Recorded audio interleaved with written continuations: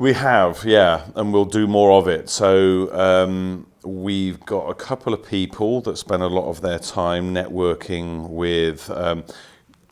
Quite often, you've got these big old Navy ships that are just like, you know, anchored in the mouths of harbours or estuaries or ports, you know, particularly in Britain and America, yeah.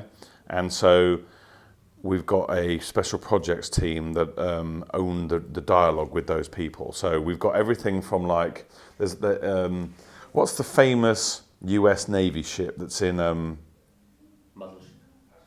it's in Long Beach, California. Yeah, so anyway, we have got like a wargaming sort of like, you know, demonstration area. It's the Ohio.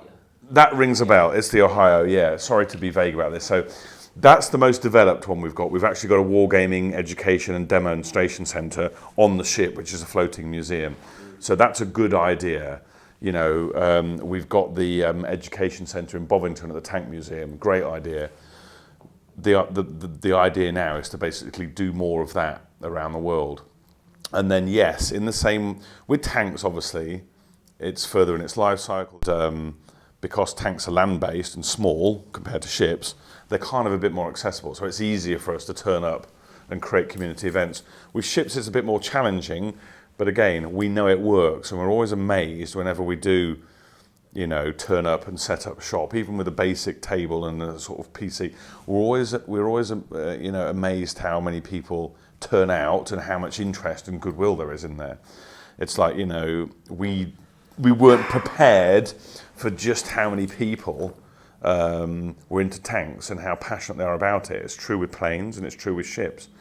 So yeah, we're going to take all the best practices and the best ideas that we've managed to achieve with tanks and apply those to ships and then, you know, planes as well as it starts to trend up again. So yeah, and then in the fullness of time, it might even be possible to start creating our own sort of combined events, land, sea and air.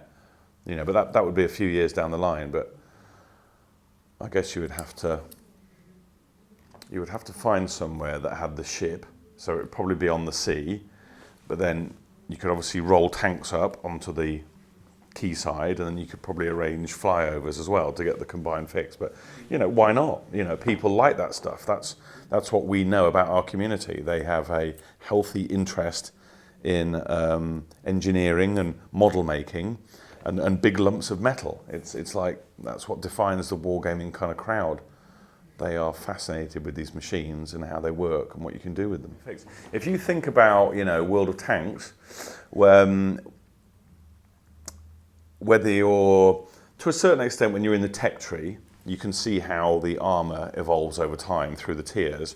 But when you get into like, you know, changing the turret or the tracks or the radio or upgrading the barrel, you know, you're effectively taking these little pieces and adding them onto your tank. It's model making, but in a virtual environment. Instead of using instructions with paper and glue, you know, it's all laid out nicely for you, and you're effectively copying and pasting new barrels and engines and radios into the tank to upgrade it.